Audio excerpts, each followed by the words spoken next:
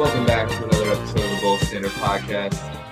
Yeah, you can tell the vibes is not what they usually are when we pop on here onto the episodes after what happened last weekend. And, we're coming to you guys with a little year in review pod. So, Justin, man, how we feeling this week headed into this episode after what we saw finishing off that playoff game last Sunday?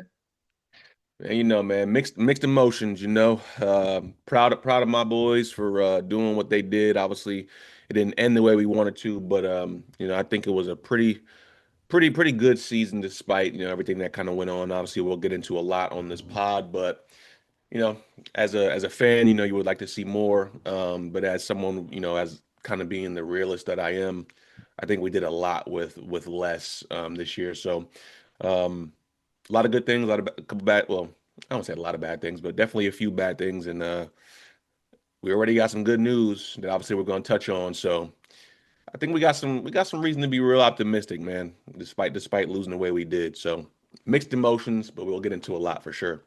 Yeah, definitely. Big news coming out. So obviously with Greg Roman being fired, we're going to touch more on that here in a second as far as one of our main topics. But we would just want to start as like a look at the Chargers season in whole in totality, like a year in review, real quick. Kind of review their season.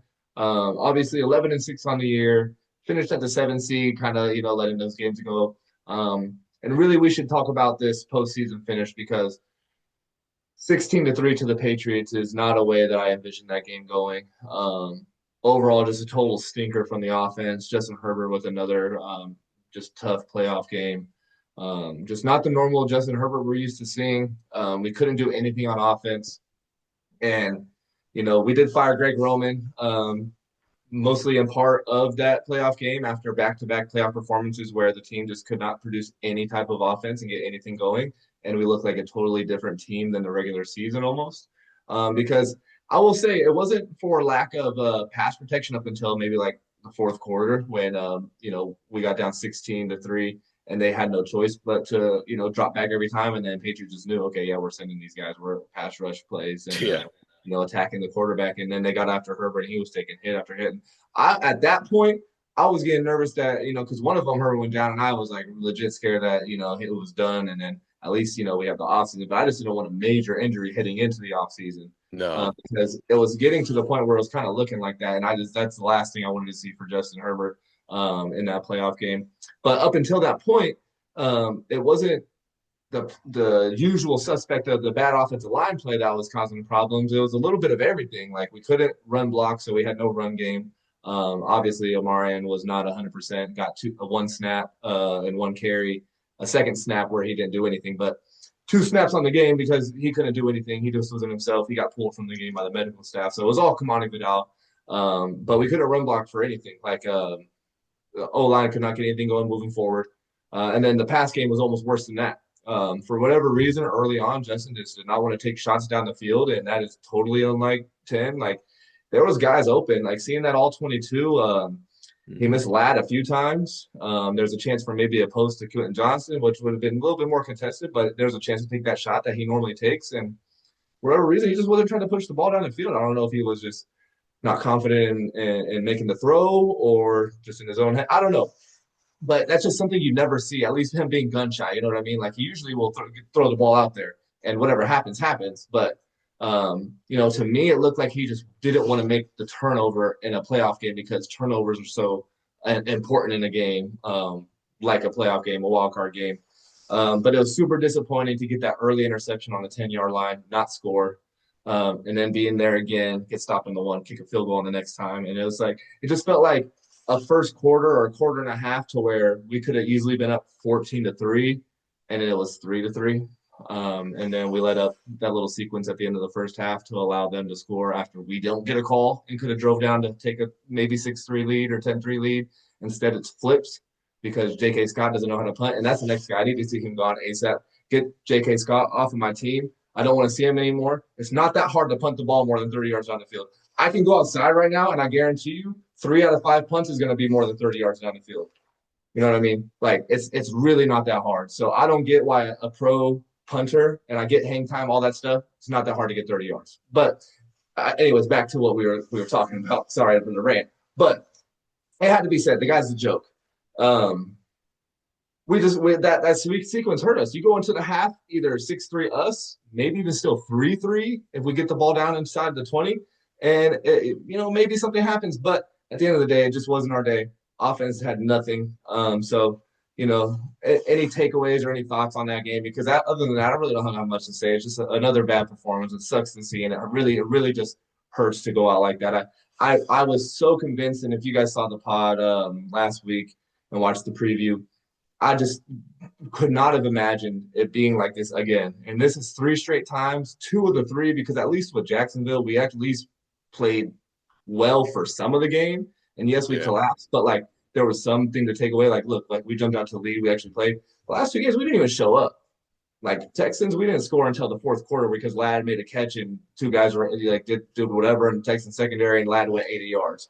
Yes, last weekend we didn't score an offensive touchdown. We had one measly field goal from 27 yards. Like other than that, we didn't drive the ball even to get a 50-yard field goal attempt. So I'll toss it to you for your thoughts on that. But that's all I got to say on that postseason game. Like I could go on, but nobody just wants to hear me complain and cry about another disappointment because man, it threw me off. I didn't say I'm an elementary PE teacher. Everybody saw my vibes was off on Monday morning, and people were looking at me like, is Mr. Martin okay? They were asking, they obviously knew I'm a big Charger fan. All I wear is Charger gears at school all day when I'm in PE. So, they were coming up telling me sorry and all this, and I saw the game or okay, blah, blah, and I just didn't want to talk to nobody. So, yeah, I'm gonna let you get yours off too, Justin, because yeah, that's what I got on that. Yeah, man. No, it's sad to see, man. Like you said, man, Herbert is 0-3 in playoff games. Played pretty much maybe 2 quarters of really good football out of all of those games. Yeah, it's kind of disappointing to see. And it's accumulation of things. It's not just Herbert, which, like you said, now all 22, you definitely saw there were guys open there. Well, there were multiple opportunities for him to get the ball out of his hand, and there was also opportunities for him to take shots down the field, whether it be, actually having some good protection or whether it was, on a scramble type drill where, keep your eyes downfield, move the pocket, stuff like that. But yeah, I don't know what it was. I mean, I think it's probably an accumulation of, you got, I'm 0-2 in the playoffs. This is my third playoff appearance. In the second game, I threw 4 interceptions where I only had 3 interceptions in the whole regular season that year.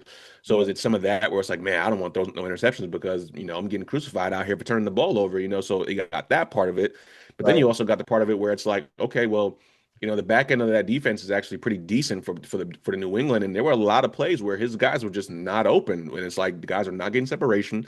You got play calls where you got receivers in the same spot, and that's been a case all year long where you're getting pressured. Two things you cannot have in a passing offense when you're just getting constant pressured, when you're getting pressured all game long, and that's what it's been for Herbert all year pretty much. And yeah, I say all game long, and I don't mean literally all game long, but when you're getting pressured 50% of your dropbacks, like that's all game long. Like if I got to look and every other time I drop back, I'm getting pressured, that's all game long. Um, Two things you cannot have in a passing game is no quick game and then receivers not being able to get open. Like that is you can't have that if you're getting pressured all game long and you're getting sacked and you're getting hit. It throws you off. And as a quarterback, you can't trust your eyes. Herbert has done a lot. I think when you look at a lot of the tape, Herbert has done a lot of good job of getting that ball on receivers when they're open, but then also making some throws where he's kind of leading guys to certain windows. But when I'm looking downfield and I see guys and the cornerback is stride for stride, or the cornerback is in a good position on him, and now I'm already thinking about, man, if I throw this might be a turnover. I'm not even thinking about throwing a guy open because guess what? If I try to throw it and the corner makes a good read on the interception, now I threw another interception. I turn the ball over. I'm not giving our team a chance because I'm giving the ball away. Knowing how good our defense is and how good, we really, limited them. They averaged 29 points a game. They had 16. You know what I'm saying? So you look at that. I mean, we cut their scoring in half based on what they typically do in the regular season. So if I'm a quarterback and I'm like, man, I'm giving the ball away, my defense is playing lights out. What am I doing? So I think that was a part of it too. Like you said, protection was pretty good in the first half. Like it wasn't bad. I mean, there was some plays where he was still getting pressured and stuff, but guys wasn't just running around his O lineman getting right to him. But second half, I ain't gonna lie, the wheels fell off. Like he was out that O line. I think second half they were like, you know what, we're gonna take a break. Like I don't know what it was because second half was crazy, especially in that fourth quarter where they just blitzed every single play because they knew we couldn't do nothing about it. Yeah. I showed you that one play where we had literally 7 guys blocking, 3 rushing, and the freaking Milton Williams slaps Bozeman to the side. Zion tries to come, he shoves him to the side, spears Herbert. How does that happen when you got five guys sitting in the block? You have a tight end who's lined up on the line, chipping and releasing, and then you have a running back in the backfield also pass protecting and then releasing. How does that happen against a three-man rush? O line played terrible in that second half. First half, I'll give them. I'll give them. They were pretty decent in the first half. But like we talked about, it's hard for a quarterback who's been taking hits all year long, who's been pressured all year long, to trust his eyes every single time. And it's like we're expecting him to do it because he does. But you have to think that like in the back of his head, he's constantly thinking about that. I don't care how good of a quarterback you are. You look at all the quarterbacks that had to face, you know, high pressure rates and getting hit and getting sacked. They don't look themselves. We've seen in, I'm always going to use this guy as an example because we're in the area and we got to hear about it all the time. But look at Mahomes. When he gets pressured crazy, Mahomes does not look himself. He looks bad. And that's what a typical quarterback looks like when they're under pressure all the time. Yep. It just so happened to be that Herbert really was Superman this year, and he was able to make some crazy plays that no quarterback is really making outside of maybe Josh Allen, maybe a healthy Lamar. And I'll throw Mahomes in here because he's that guy. But like, no, quarterbacks don't make those plays consistently, and Herbert did it all year long. So yes, I'm disappointed in his performance, but I'm also disappointed in a lot that game because it wasn't just him. Now defense, y'all played lights out. Love y'all for what y'all did. 16 points. I can't ask for anything better than that. Obviously, there were some plays where I'm like, man, why are we playing so soft? And some of the things that always plagued us, over the middle, over the middle. I'm just like, why is this always an outlet? Yeah. It's always. We can never stop anything over the middle. I don't know what it is, but I don't know what it is. That's the one thing that kills us. Third and 18, over the middle for first down. How, man? Like, Yeah, it's just kind of one of the holes that, Minter being a zone heavy kind of guy with his scheme, right? It's usually kind of one of the spots if you can find one of the holes there over the middle. I'm with you there. Um, but yeah, I think that's where the over the middle part comes into play. but to Um, me though, not even to cut you off, but to me, like I get it. Like, yeah, that's going to be an area you can attack, and especially in a third and 18 or third and long, you don't expect for the quarterback to have that much time to sit there and make that play. oh But yeah, still, I feel like, being the great coordinator that he is, I feel like you got to have something schemed up where it's like, okay, we're always giving up this middle. It's like, hey, Derwin, hey, Dayon, I know we typically play this way, but I kind of want you to shade this way some. Like I know they take advantage of us in the middle. Let's switch it up on this third down, not this series or these couple plays on this third down. Let's just switch it up a little bit because this is yeah, how we get killed all the time. So it was just annoying, man. Every time I see a third and long, I'm like, they could play something over the middle, I'm gonna be pissed, and then literally I proceed to be yeah. pissed because that's what happens. So Now, there's yeah, never yeah. no excuse for like third and 12 plus to be converted. I don't care what defense you run and whether it is a zone man, whatever it is. Like that before Minter, that used to be like the Charger special when it was third and 13 and all this. Like that's definitely with Staley. Swear all the time at third and 13 and okay, 15 yards because we want to play 8 yards off the ball at the snap, backpedal five more, and allow someone to do a 12-yard in, catch the ball, fall forward, oh, first down. Like, yeah, Yeah. nothing drove me crazier during the Staley era of Prevent defense. 10 Like what? plus and converting. Like, that should not, like, I swear there was like a 50% conversion rate against us those years. But that's, circling back to your comment about the defense, like, that's the hardest part for me about this loss and then just season ending in general. That's a Super Bowl caliber defense we had, man. And, another thing we're going to chat about, I don't think we're having a mentor again next year. And so, losing in that fashion to where we only allowed 16 points and really because the only reason we allowed got them to like 16 is because of a couple field position, like if we get some stops and could be less than that, a couple And point and punt the ball right? yeah, you know what I mean? So like 16 points should win you a ball game. You know Absolutely. what I mean? So Absolutely. um anything else you got on that game? Because yeah, like I said, I shot what I needed to say for that one. Nah, man. Just on to the next. Oh, got an off season here, and obviously we got a lot more to talk about. So we're going, we're Yeah. going, we're going to write that one off, man.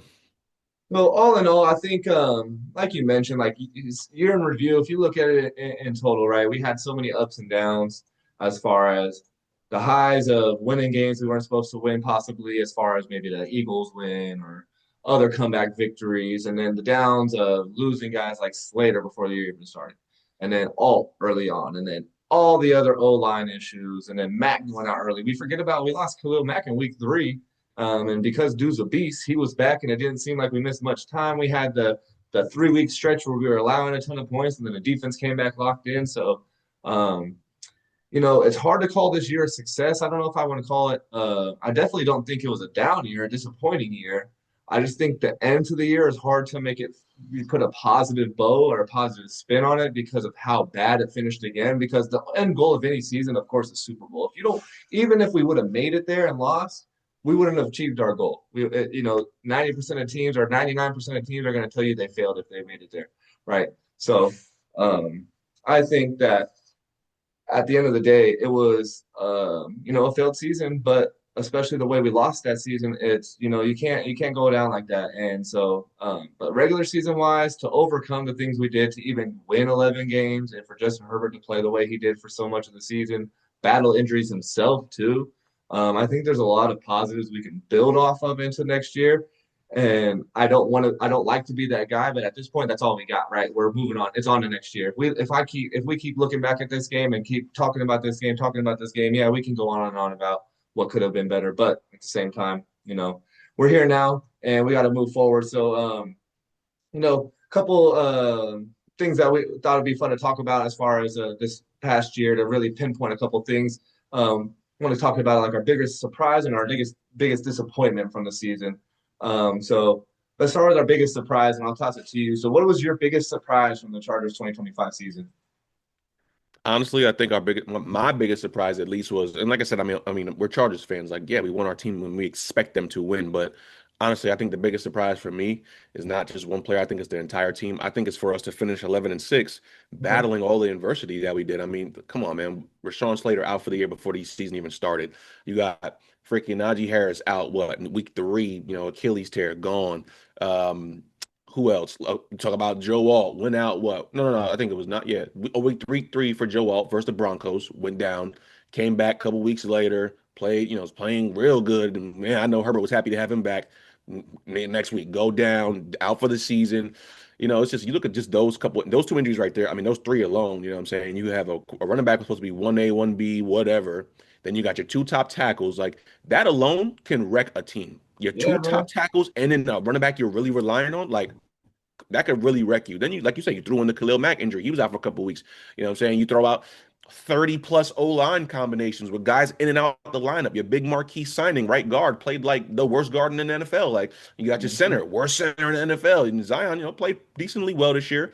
We'll obviously we'll have another pod coming here. Spoiler alert, but we're gonna talk about the offseason and the free agents that we have and whether we want to get them re-signed or kind of an outlook for that stuff too. But I mean, I think he earned himself a contract, but I also think it's with hesitation because it's a contract year because we didn't pick up his 5th year option.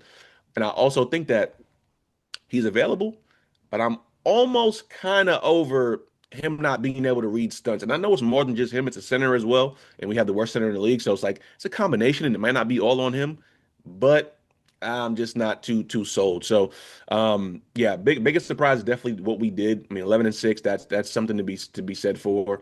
In the division that we're in. I mean, obviously, Raiders played pretty bad. Chiefs were 6 and 11, but still, I mean, it's a really tough division. I mean, outside of Yeah. the Raiders, but so that's the biggest surprise. I'll just jump into my biggest disappointment real quick, and then I'll kind of let you roll with it. Yeah. Biggest disappointment, honestly, the way the season kind of shaked out, it's a two-part. So it is honestly Justin Herbert because I mean, whereas regular season, I thought he was just like you said. We put that stamp on him of like, man, this guy is Superman. He's doing all these things, and then for it to end the way it did, and for him to play the way he did, it is a disappointment. And I'm not taking a shot at him, but I do think that it has to be said. I mean, it's tough, man. Like he played so well in the regular season, despite all that adversity he had to overcome. For him to play that way in the postseason, yet again, I mean, I can't really say. I mean, and like I said, it's a two-part because I'm also putting it on Greg Roman and the play calling all year long. But I do think that there were opportunities for Herbert. We spoke about it early. I just don't know where his head was, So that was a disappointment for me because, like you said, I mean, we don't ever see him not have an answer. We don't ever see him not make the right play or hit his check down and guys are open, up, sling it. It just wasn't there, and Yeah. it was a disappointment. I mean, that's still my guy, man. I still think he's tops in the league, man. I don't think there's that you don't have. I can't count on one hand the amount of quarterbacks that are better than him because there's not enough quarterbacks on one hand that's better than him. But in that game, he played pretty bad, and it's something that we got to sit with for a little while until we get back to next season, and he can prove guys wrong. I mean, he ain't Yeah, got to prove me wrong. I know who he is, and yeah, I know that he's elite, and he's going to continue to be elite. But he has to overcome what's going on in the playoffs, and hopefully we get an OC to unlock him in the playoffs. Regular season is not an issue, yeah, but I mean playoffs, there's got to be an OC that can I don't know go against some of these defenses and make the right play calls and put guys in the right position, man. Because he didn't have a lot of help, so it was tough on him, but. I'm always going to expect more out of 10. right. Um, I agree as far as your thoughts on 10. I don't think there's anybody that's a bigger Justin Herbert fan than me, to be honest. And I think you're up there too. Like you, I don't really feel like I've heard you have too many negative thoughts on him. We're usually stride, step for step on like just saying, "Hey, 10's that guy," and you still are. I'm not taking that away from you, um, because I also agree with that sentiment as far as like the Justin Herbert can be great, but he can also be the reason that we lost that game. And I think he did play a big part in that disappointment of that playoff game. And it's fair to say that, like, right? Like that's the business we're in, talking about these games, talking about this team, and being honest with our opinion. It'd be wrong for us to sit here and say anything otherwise. And like I said, there's nobody that's going to sing his praises more than me. I'm gonna always be there. That's my guy. And I honestly, there's probably no other quarterback I'd rather have. There's honestly maybe only one or two quarterbacks I'd even consider if someone said, "Hey, I want this him straight up." The only one I'd really consider would probably be Josh Allen. Other than that, maybe Mahomes, but I just really just don't care for the guy, so I'm cool on that. But like, and because also with Mahomes, the difference for me would be the fact that I've never seen Mahomes not have one of the best play callers ever with Andy Reid. Never seen him not have a great offense most of the time with someone like Travis Kelce, Tyreek Hill most of his career, a good line most of his career. Never not seen him have a good defense or defensive coordinator, so a stable organization, right? So we don't know how a quarterback's going to react to those factors. So Yep. that's why really Josh Allen might be the only one where someone said that I'd be like, oh, I'll give it some thought. But Hmm. at the end of the day, like, Ten's my guy. He's always going to be my guy. I've said it since day one when we drafted him. I wanted him to start right away, and it happened. So Yeah. at the same time, something's got to be different. I will come on here and put the little spin on it. Peyton Manning was 0 for 3 in his first career playoff games, and look what he turned out to be. And Yep. Justin Herbert's broken a lot of his records in the first 6 years of his career. That is Now, very true. it was year six when Peyton did get his first playoff win because he made the Mhm. playoffs one more season in his first six compared to Justin. So he lost his first three in the first 5 years. So year six is when he won his first playoff game and had a crazy performance. Yeah, So he went hopefully the crazy. next one can be that for Justin. But 0 for 3, Peyton Manning was 0 for 3. There's a couple other quarterbacks that are pretty good that lost their first three. One of them being Matt Stafford. Look how guys look at him. Yep. But I will say, I hope Justin doesn't go the Matt Stafford route because it took leaving his original team to, Yeah. to win the bowl. So I don't want that because I want him to be in powder blue to his whole career if possible. And the only other quarterback outside of Herbert, Peyton Manning, and Matt Stafford to lose their first three was Matt Ryan, who also made a Matt Super Ryan. Bowl. Yep. So, and that was with one team. So, like I said, if that's the company as far as that goes, I'm gonna throw that positive spin on there for such a negative aspect of his career. But Yep. yeah, let me jump over to my biggest surprises and then my biggest disappointment because it kind of goes with what you were saying. My big surprise, though, I went with a player because I do like what you said. I agree. 11 wins at that with this ball club in this division. Because to be fair, the Chiefs weren't that 6-11 record until they gave up when Pat tore it, when we beat them, basically. Like that was the final straw. We put like that final nail in the coffin. So they were a different Exactly. more than they're fighting. They lost one possession games. They were still tough. Like everybody looked at the Chiefs thinking, oh, they're gonna make the run any second now to get that 7th spot. Sorry. But the Denver was really good. My biggest surprise though as a player, I'm going Tony Jefferson, man. Like think about the impact Tony Jefferson made in the Unk. baby, big up. Um, the unction was lit all year, and the unction was live, and the unction got turned up. The volume got turned up in about week 6 because we knew he could be the player we needed and produce. That we were even willing to trade Alohi Gilman, a couple years starter in previous seasons, to upgrade our team. So Tony Jefferson not just made an impact by being able to produce himself, he was so good, he allowed us to trade someone to get Oweh, and look what that did for our team. So he not only helped our team with how he played, but then by being able to add Oweh, who had 3 sacks, a Chargers franchise record against the Patriots. Shout out to that boy, bring him back because when there's a will, There's a way. you Away. know, I had to let you finish that one. But yeah, so Sure.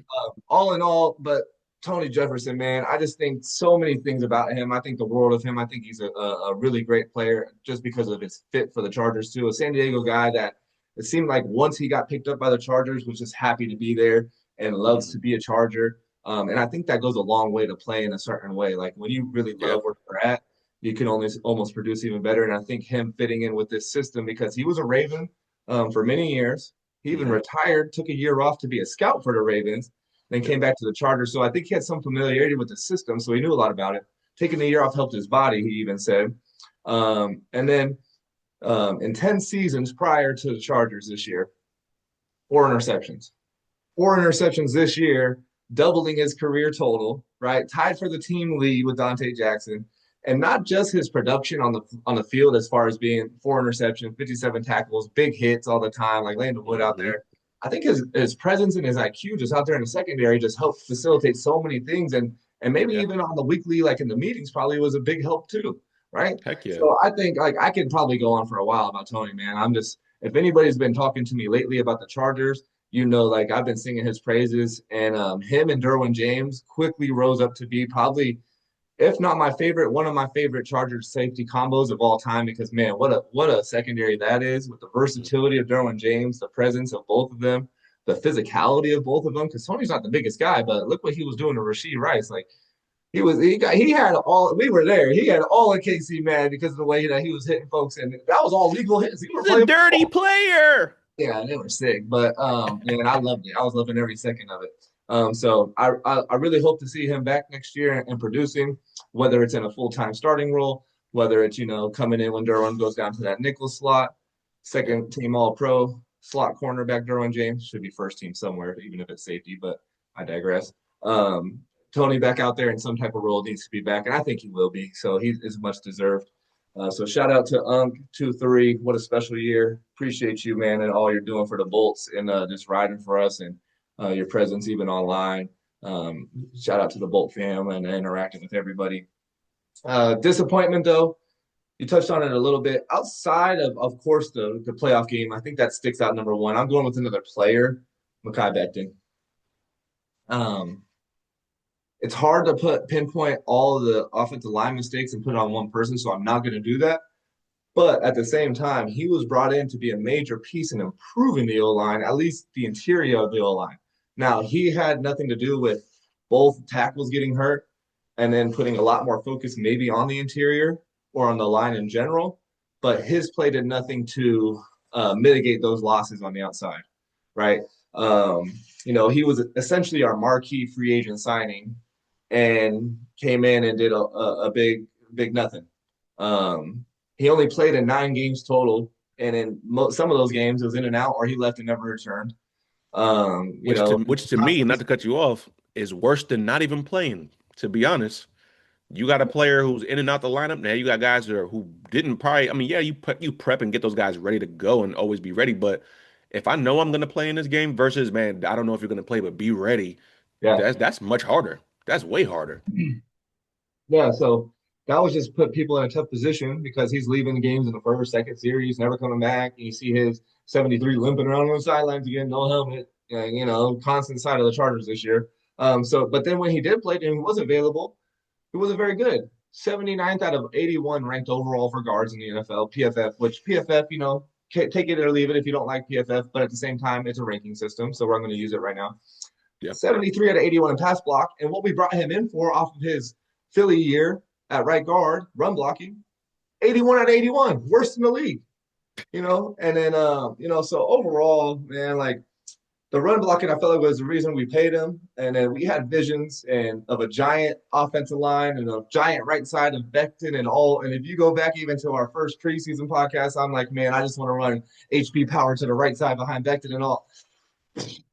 That Yeah. that faded so quick, man. That vision faded so fast before I could even blink. All of a sudden, Alt was at left tackle and Becton was limping around all over the sideline. So, um, you know, wasn't great. And then even this week, after the season, when he had his exit media availability, talking about he never got comfortable in Roman's system. Sir, He you are also he right also talked guard. about he also talked about the mishandling of his health or something like that. It was a comment. I'm like, bro, you're the player. If you're not good to go, don't go. Like Yeah, I don't know. Like I mean, I get it. Some coaches, yeah, they'll push on you. Hey, you sure you can't go? Like, but if you're a player, I mean, I don't I know. You got to take especially some with the accountability and investment. some ownership for some of that stuff.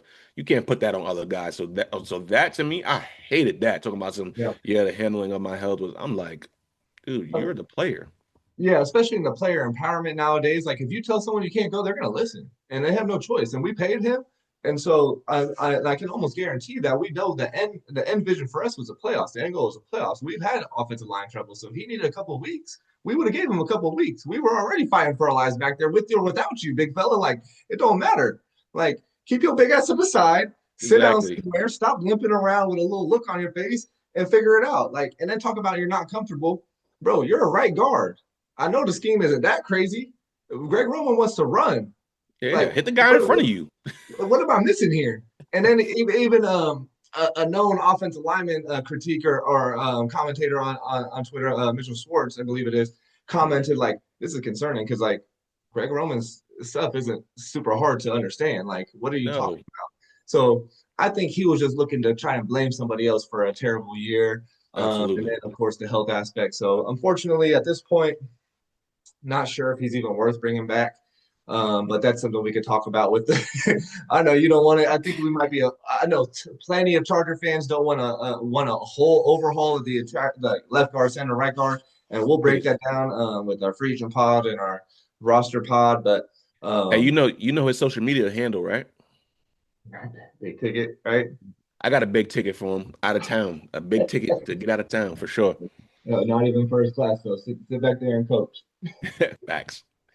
But yeah, so that's my biggest surprise disappointment. So now let's transition. This far into it, we've talked about it already, but Greg Roman was fired this week, which was big news for us in Charger Nation. A lot of people celebrated it, which is a good thing or should be a good thing going forward for us, depending on what we do from here. But just straight up, it's good because of what happened the last couple of years, and a lot of people weren't very happy with the offense, even when we were successful.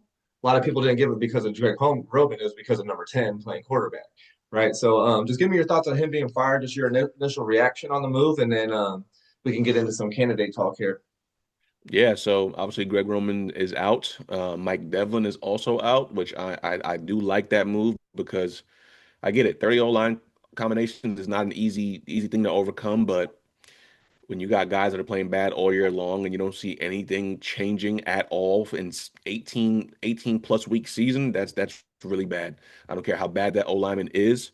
18 weeks, and some of these guys been in the system for 2 years. So it's like, come on, man. Like you can't tell me you can't get these guys any little bit of better. So yeah, I'm happy about that too. But Greg Roman out. I do think it was something that I tried to get behind initially.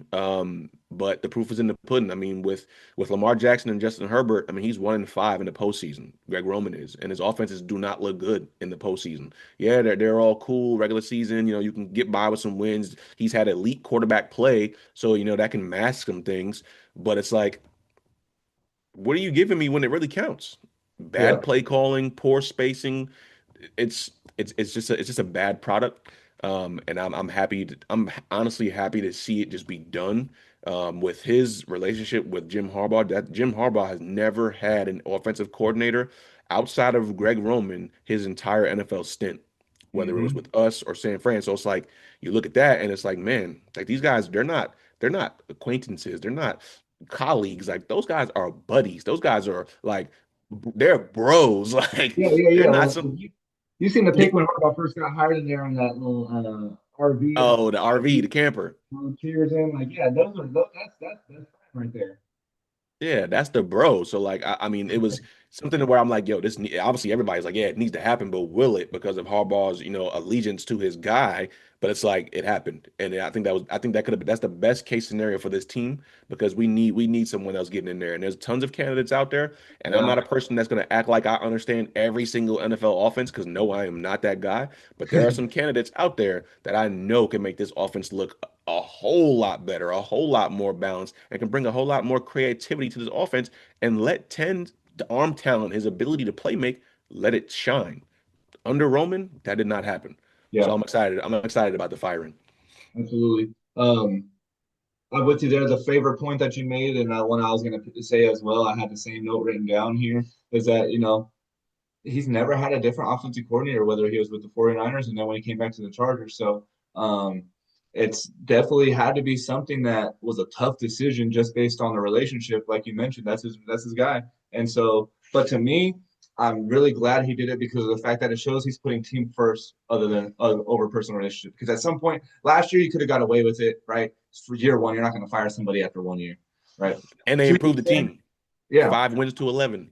yeah, so but now that we've seen it for 2 years, nothing's changed and almost got worse, you can possibly argue. Because for me, what I'm looking for in a coordinator sometimes, right, is you need to have some easy buttons, some plays that you can go to, or some schemes you can go to, some options you can get to where when it is a struggle, when you need a little boost, when you need someone to get started, you can go to those and it can get. I'm looking for someone that can up our play when times are hard instead of like anybody can do it against the bad teams. Everybody scores on the Raiders. Everybody scores on, some of these other guys out there.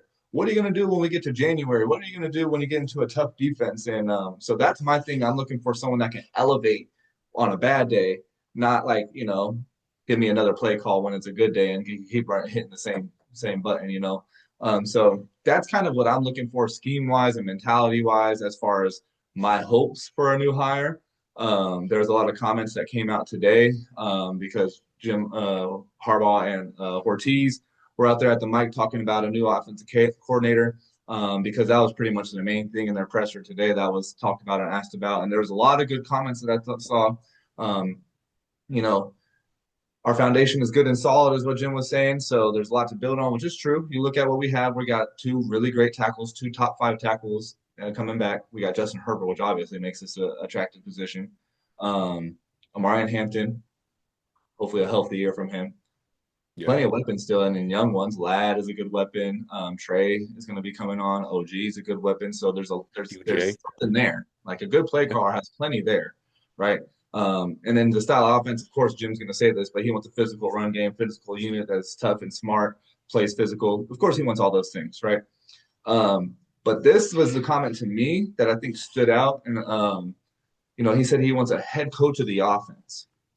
So for me, that kind of seems like could he be talking about one of these former head coaches that's available as offensive coordinator right now?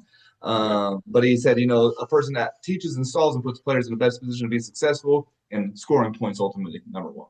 So I love what he said today. I like a lot of those things, and I think that puts us in a good spot. But at the same time, not not sure if I have a lot of faith in him making a hire that's kind of outside of the box. And what I mean by that is like, look at all the people that Jim Harbaugh's ever had. Well, obviously he's only had Greg Roman in the pros, but then if you go back to Stanford days, guys like David Shaw. Well, not super creative, I wouldn't say, right? And you look at John Harbaugh's coordinators most of his career, kind of same type of system, right? So I'm wondering, will he I go do outside? like Todd Monken, though. I will say I do like Todd Monken. And I That was won't the say name. he's my top candidate, but I do like Todd Monken. I do. Yeah, I agree with that. That's a name I have on my list here. Yeah, let's jump over to it for candidates here. That was a name I have on my list as well. Outside of Todd, though, it's a lot of the same because Greg Roman was over there with John. It's a lot of the Mhm. same thing. So I wonder, does he go outside of the Harbaugh family tree? And if he does he go with a young and exciting guy? Does he go with someone who you don't think maybe would not seem like a personality fit? But I feel like John has a personality that could be liked by football people. He's a football guy. He always says that I like Yeah. football, right? I love football. I'm Mhm. a football guy. So I feel like if even if it's Mike McDaniel, let's just say, let's just to throw out a name, right? That sounds like would he fit with the Chargers offense? Would he fit like with a John Harbaugh or I mean Jim Harbaugh? Why not? First of all, he's a great mind. He comes from a Shanahan system. He's shown he can run his team. A head coach, he can be the head coach of an offense. Um, Absolutely. I feel like Jim would give a lot of free reign. Like, yes, would he want a good run game? Well, look at the Miami Dolphins run game the last couple years and tell me if you don't think that's a good guy that he would want back there that runs the ball, Yep. even with what they had over there to work with a speed type of element. Now put that run game with all a Slater and a Marion Hampton. Man. That's just food for thought for you. But just wonder with the vibes, with the personalities clash too much. Maybe I don't know if it's the personalities clash too much. Would it be just the right fit? I guess as far as just them two. So what are some other names? I guess give me your favorite candidates if you want to give me a couple names, and then maybe who is your dream hire? If you could pick one guy, who would that be? Yeah, I mean, I got three guys, and I think two of them, well, definitely one of them is one that's just circulating crazy as like, well, he's the dream hire for like any team right now, and that's Mike McDaniel. I mean, just Yeah, what he was able to do with that offense, and I think that with a quarterback like Herbert, I think that offense will be unlocked even more. I mean, I think Tua was really good at processing. I think Tua was really good at like timing type throws. Herbert can do all that, but one thing Tua didn't have that Herbert does is the arm. So there was a lot of deep shots where you'd see Miami, and it's just that ball ain't really getting out there the way it's supposed to. So Herbert gonna get that thing out there. So I love Mike McDaniel. Obviously I mentioned Todd Monken, which I think he brought a lot of versatility to that Ravens offense. I think a lot of deep shots, we saw this year, and like I really think that we just need to tap into Herbert's arm a lot more. Whether it's play action, whatever it is, we need to take more deep shots. And then the other one I like is one that people might not maybe get on board with, but I see what he did with a quarterback who I think are like mirror image of one another. But Brian Daboll, what he was able to do over there in Buffalo with Josh Allen, and then obviously once he left, Josh Allen was still that guy.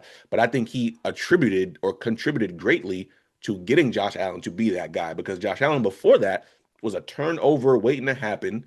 He yeah, had the intangibles and everything was like, man, this guy is. Look at him, 6'6", this, that, big, strong, can run your linebackers over. But like it's a turnover waiting to happen. He really like railed that in and be like, yo, listen, you have everything that you need to be great, but you got to protect the ball and put it in the right spots. I get making, tremendous, deep shots and those type of plays, but pick your spots. And I think that's something where Josh Allen does a great job with now. He really does pick his spots, and he's always looking to make something happen down the field. I mean, you see it all game long. Even when he breaks the contain and gets out the pocket, he's not always like run first, which I thought he was early on in his career. Now it's like eyes downfield. Okay, I can act like I'm a run, but as soon as I start seeing them commit, that's when my window is. So like, I think he got a lot of that from Dayball because it's just you seen the shift. But those would be my top three. Honestly, I don't know who will be the top hire, honestly, or who my dream hire would be because I don't know. Yeah, I just want to see a coordinator get in there, be able to work with Herbert and really unlock him. Kind of like Shane Steichen, the way he did as an OC for this team. I thought he was tremendous for us as an OC. Obviously, went on, got the head coaching job for the Colts, still there and doing well. But I just want to see Herbert get more unlocked. I think that there's just so much more that like we see Herbert doing great things, but then there's more of the game or more elements where it's like, why do we not tap into those things? Like, yeah, we're doing good here, but like, why not open up other things? I feel like it would just make it harder for our defense to really key in on. And I think yeah, that a lot of our offense was predictable. No matter how good somebody might be, if you know this guy's gonna run a curl route, or these three guys are gonna be in the same type of area, it's not hard to defend. So I need a OC. My thing, okay, you talk about dream hire. No, I think the dream thing that I need that OC to have is creativity and getting his guys open and the spacing. yep, Because I just feel like 10 is gonna find the right guy, but you can't have three guys and running the same routes and running into each other and tripping over one another and just being in the same spot and not being open. Like, just can't have it. yeah. All those names are names that I'm gonna mention here as well. So I'm gonna take it. I'm gonna go bring it back to something I did in the preseason pods. I'm gonna go to a top five list. My top five candidates, and number one's gonna be my dream hire, and I'm gonna explain why. With I'm gonna talk about number two a little bit too because I think like I honestly like him probably as much as one because I think my dream hire is probably something I'm not sure it's gonna happen because you look at this cycle, man, not even just the head coach jobs opening, right? Because they got to fill offensive coordinator. And if you look at John Harbaugh getting the New York Giants job today, does he take Monken with him from last Yep. year? Because I think Monken could do some things with that Giants offense too, with the Jackson Dart and the neighbors coming back. Like that could be attractive to him and also keep the continuity. Like I'm sure John might want to keep the similar staff to what he's had. But Yep. For me, look at the other OCs, just OC jobs out there. You got Tampa Bay is open, Detroit is open, Philly is open, and the Chargers. And that's just offensive coordinators. And that's two of those three are big. Actually, all four of those, really, three of the four were playoff teams. And, well, what did I Tampa say? Bay. Well, One Tampa of Bay and Detroit, one, they ain't making, but they're playoff caliber teams. all right, two of the four, but yeah, Detroit and Tampa Bay are playoff teams. If one of them's the ball bounces another way, and one of them if they can get some stops on defense. So offense isn't Yep. the problem for Detroit, No. right? And Tampa Bay, that's pretty, it's a desirable offense. They got some pieces there, so it's not like it's not a bad offense, is what I'm saying. So it's kind of going to be interesting to see where the chips fall and how it all plays out. Obviously, a couple of these guys have a chance for a head coaching gig like a McDaniel, but reports are saying out there that he's almost inclined to taking a good OC job over a bad head coaching job, which I wouldn't blame you because all you're going to do is get in the same Miami Dolphins situation and get turned out after a couple of years, and then boom, there you go. But Yeah. um, so my top five, I'm gonna go number five. I'm gonna go Nate Shieldhouse, Rams pass game coordinator. He's kind of a young, up and coming guy. Should be something they should be able to get a good look at being in LA. There's Hmm. not really any ties to Harbaugh, and I think this is the thing that's going to be tough for any offensive coordinator we hire. Really have a feeling that there's going to be some sort of connection to Harbaugh in some way, or one of him or his brother's recent stops, right? Because a lot of You see that a like lot. look at his Michigan staff and look at his Charter staff. Mentor even came from the Ravens and then to Michigan and came with him, right? So I feel like there's going to be some sort of connection. Shieldhouse doesn't have a connection, but he can be one of the Liam Cohen types. So type that like he's under the McVay tree, and a lot of the successful people out there right now are either from the McVay or from the Shanahan tree. Mhm. So what's wrong with finding a young up and coming mind? But I also think they want someone that's called a game before when you look at being the head coach of the offense. So he's number five just to give a young guy a shine, but I don't think he'll be there. Number four is kind of falls in the same category, but there is the connection. Jake Peets, Seahawks offensive pass game coordinator. Seahawks, very good offense, very good pass game offense, right? Clint Kubiak system, but he coached under Mike McDonald, who came from the Ravens. So there is Hmm. somewhat of a connection. So I can find some ties to where people could be like, oh, he knows how to maybe operate in a Harbaugh, Ravens, Chargers ish type system. So there's a little bit of a branch there where you can make that connection. So, Yep. but I think that's another young mind. He's not in his 30s like Shieldhouse, but he's younger. So I think that's another guy that could be a name to look for. Number three, Todd Munkin, name you mentioned, not just because of the Ravens connection, but he was also Ladd's offensive coordinator at Georgia. And if you look at those offenses, he had some stuff going on down there at Georgia, and he was hitting.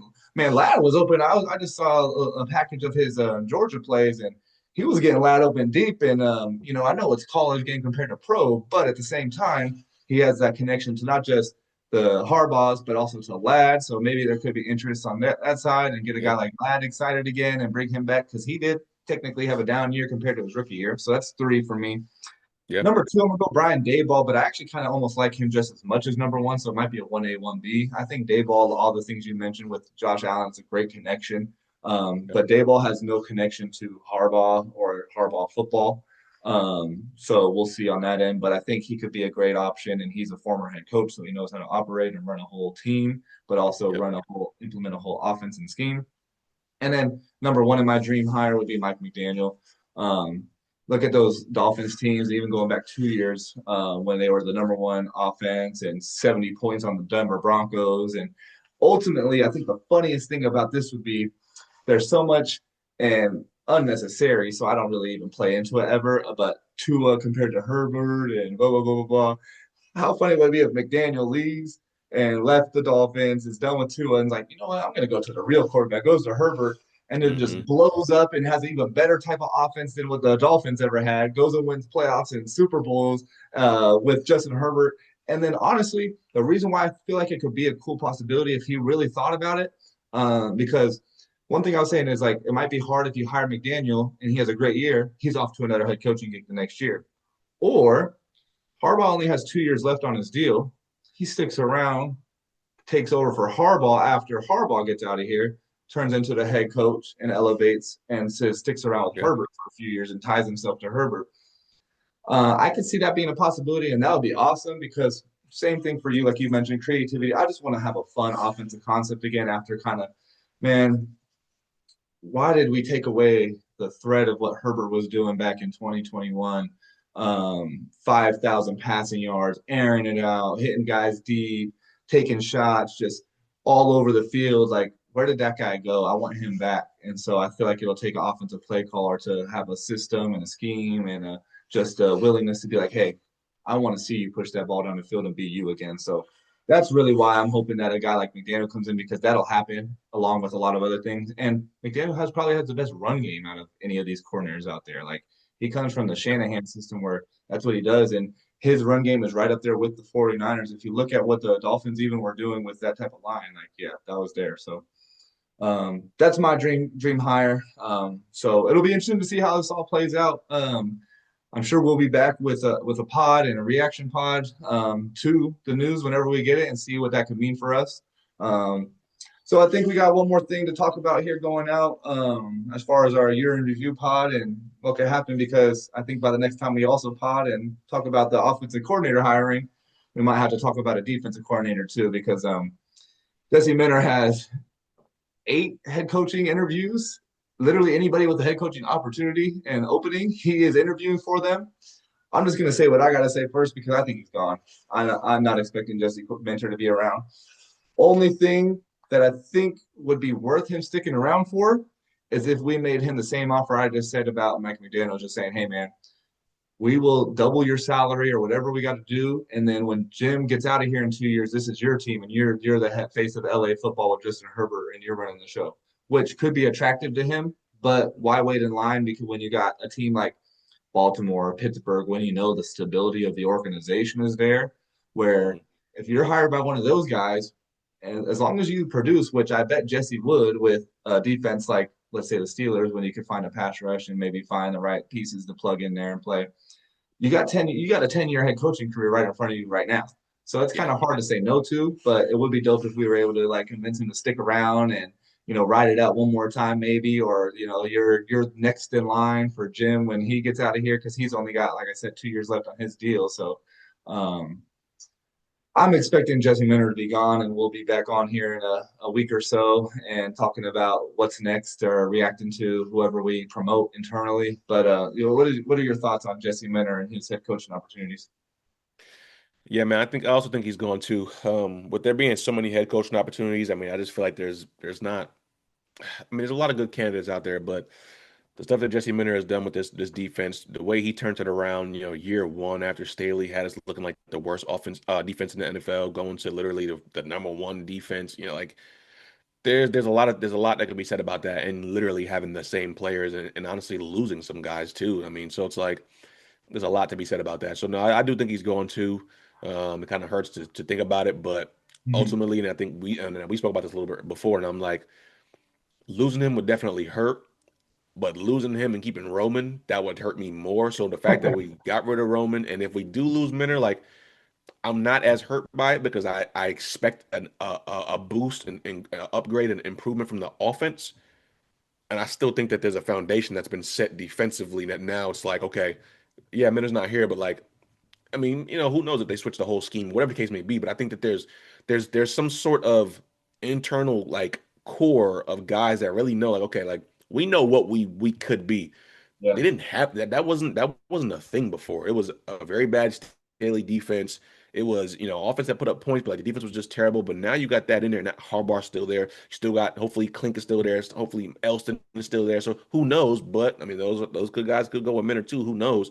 Yeah. So it is interesting to see what will kind of happen.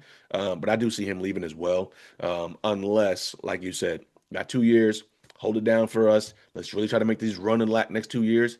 And then, hey, Harbaugh, he's up there in age. Let's talking to him, maybe stepping down, and you being the guy for the future. So, Yeah. it'd definitely be interesting to see what happens. But I'm not holding my breath. For sure. You mentioned a good point though. Hopefully, when the news does break of wherever he goes, the roster is still what we have, right? I mentioned Tony Jefferson. We have a Derwin James. Our leader of the defense is still there. hopefully, man, I'm praying it. That's another part that goes to that postseason disappointment, man. Khalil Mack, I feel bad for you, big dog, man. We needed to get that for you because I wanted to come on here and scream that quote that he said before the game, man. It's you gotta go. What was it? It was something about dying. It's win or go. It's something about win or go home, and I'm not ready to die tonight, or something something like that. And I'm like, oof, man, I just loved it, but man, I felt for him. And then I saw a post like the next day, Darwin was working out, and he's like, I'm gonna miss these days with Khalil. And hopefully he comes back, man, and gives it one more shot. I feel like Yeah, we're there, and I think he might know it too if the offense, but if mentally is maybe what if that changed? I don't know, man. So because the foundation, let's say he does stay, Thurwin, Mack, Henley still there, Tooley, Owe if we bring him back, which we should. Tony absolutely. Jefferson. The core and the majority of that defense is still there, so there's no reason to think we should take that much of a step backwards. And then maybe we promote internally and keep somewhat of the same scheme and system going, and then try to see if we can get the same type of production. But Jesse Minter is Yeah, just a special talent. It's deserved for him to get a head coaching job. So if he got it, man, hats off to him. It was much deserved, and that's why it's so hard for us, and that's why we're like so like taken back talking about it because man, it's been nice to have the last 2 years and have a physical defense and a really good defense and a defense that's keeping you in games or winning games. You know what I mean? So absolutely. that part would be missing. I would hope to see that continue, and hopefully maybe those core guys can do that for us. But yeah, I'm not. Definitely not holding my breath either because I'm already convinced. I've said it a couple days ago when I saw the number of openings and all the interviews he had. Whenever that news breaks, I'm gonna be like, "Yep, I already knew." So I've already come to a conclusion and come to the grips with that, and so I'm thinking about what's gonna happen next. But hopefully that roster holds it down because we all of our leaders are still around. Absolutely, man. So yeah, I guess we got to stay tuned, man. Kind of my boy DP be saying every time we see him on the Chargers thing, man, stay tuned, stay hydrated. But yeah, man, because there's gonna be a lot of news happening over the next couple of weeks, and we're gonna be coming on here giving you guys some pods still. It may not be every week, but we still definitely will still be in tune. So make sure that you guys are still tapping in with us. Make sure you're getting onto those social media pages. We'll still be dropping some different content every out there throughout the weeks. But yeah, man, it's an exciting time. I know we obviously took a L and we're not in the playoffs anymore, but I think we have some real good things to look forward to. Um, you know, where can this offense go? Who knows? But the sky's the limit. It can't get no worse, tell you that. So at the end of the day, I mean, I think we'll get a coordinator in here that'll do the right things, and then we'll see what happens on the defensive side. But before we get ready to close out our I will say our, throw the air quotes, our last pod of the season. We'll jump into off-season stuff. Um, you got anything for us, man, before I close this out? I think that's about it, man. Do or die. I'm bolt up. I'm a Charger for life, man. If anybody knows me, they know that. That's why that hit me hard. 2025 brought a fun season though. Like I went to SoFi, connected with my brothers. We chat during all the games. We had a thing with the last few weeks of the season where we would stay on FaceTime the whole game, like we're watching with each other. So like, the Chargers for me is not just a team though. Like this is a lot for me. Like this is almost everything. Like, it's hard to not have be able to feel like I can go throw that shirt on because that's like all I was wearing all the time. Like everybody knows me. You go to school, they're asking me. They know Mr. Martin's a Charger fan. That's what I'm wearing. That's like my look at the laptop. Look at that's everything. Is that I'm not faking this. That's why I'm doing this pod out of pure love for the Chargers, love for the game, and that's why I'm hoping for this to grow. So. By no means is this an end to what we're going to be doing. We're not going to stop, and hopefully, I know the Chargers aren't going to stop. And at some point, man, I'm 32 years old, and I'm hoping we see something soon for a lot of success because I think a lot of these fans out there deserve it. We've started this podcast, I've tried to connect with more of these Charger podcasts, and I'm seeing how much love we really do got out there. How many people are connected. So I hope more come and gravitate towards us. One of my goals this year is to really get out, and engage more with a lot of these guys. To do that on not just on my Twitter, but maybe on TikTok, these socials, because that's what it's for, right? That's what we're connected. It's a Bolt fam. That's what they say. So, man, at the end of the day, I love the Chargers. It's Bolt up forever, and I can't wait to see more from us and hope for one of those times where it's us still playing at this time of year. Absolutely, man. And just like Ortiz and Harbaugh talked about in their presser today, the Chargers they've set their foundation, and going forward, I think we're going to be a really good, a really scary team. As long as we continue to build and continue to improve, and not let relationships get in the way, and not let complacency get in the way. I think that we're going. I think the sky's the limit. It truly is. But just like the Chargers have built that foundation, I think me and you, I think we've built that foundation for a podcast and for bringing the content to the viewers and making sure we're getting out there. I know you guys see obviously the switch up this week. My man Dylan got the fire background looking. You see the flag, you see the pendant. There's more to come, and don't worry because he's not gonna be the only one. I'm gonna be getting my stuff together too. We both got young children in the house, so got to get the area together, but. We're gonna be bolting up real hard, man. Like you said, been a diehard Chargers fan. I've been a Chargers fan for my whole life. Born and raised in New York. So you gotta people are like, why are you a Chargers fan, man? I seen LaDainian Tomlinson run the football, man. That's all I needed to see. That's all I needed to see, man. I'm here. I'm No here. I greatness ain't never Esquire. left. I ain't never left. So yeah, man. Like I said, we've been building that foundation, and we're gonna continue to build on that. So stay tuned in with us. Stay locked in, man. We got some more pods coming for y'all. As you guys are seeing information kind of dropping out there, we're going to be taking account of that stuff and we'll be getting on there, dropping some stuff on social media. But we will be having these podcasts still rolling. So stay tuned, stay locked in with us. You know how we ending this, man. And that's the only way we ever going to end it, man. Hold up.